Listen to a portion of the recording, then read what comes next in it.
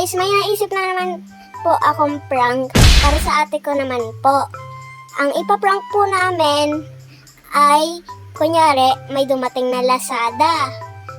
Tapos pag binuksan niya po, matatakot po siya. At alam niyo po ba ang kung anong laman? Ang laman niya ay ipis.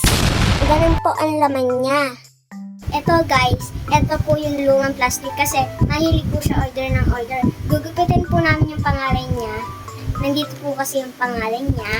At ilalagay namin yung pangalan niya dito. Didikit po namin. Tapos po, magugulat na lang po kayo.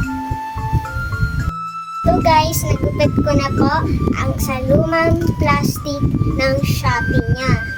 Ito po, yan po, nagupit. Tapos ilalagay po namin dito. Yan. Ito po namin ilalagay.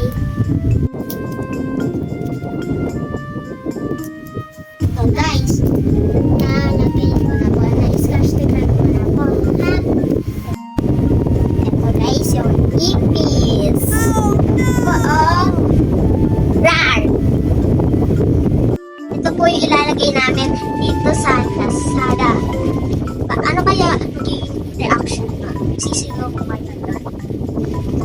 So guys, nandito na po yung ipis! Nandito na po siya. Ano kaya reaction doon? Hulaan niyo po ba? So guys, ito na! Nakabalot na! Ayan po, Hazel and San Juan! Ito po. Siguradong matatakot po yung ate ko. Ito po. Ito. Siguradong kukuntan po din ko yun. So guys, nag-check na po yung ate ko. So, paparating na daw po siya. Tingnan nyo guys, ano kaya reaction nun? Ang dami ko nakikipag-engage ko kanina. Ang dami. Aray ko, sakit. Sakit na likod ko.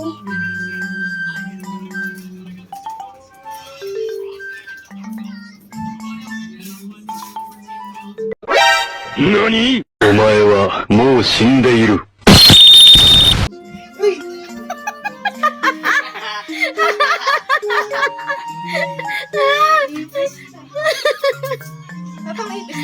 Oo, ito mo.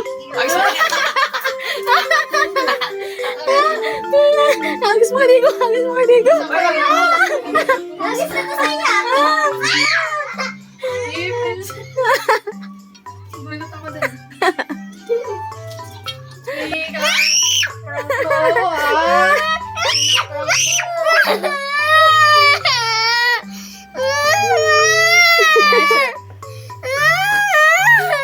So guys, tapos na po ang prank namin sa ate ko. Nagulat po siya, hinagis pa nga sa akin. Sumigaw pa ako pa natakot.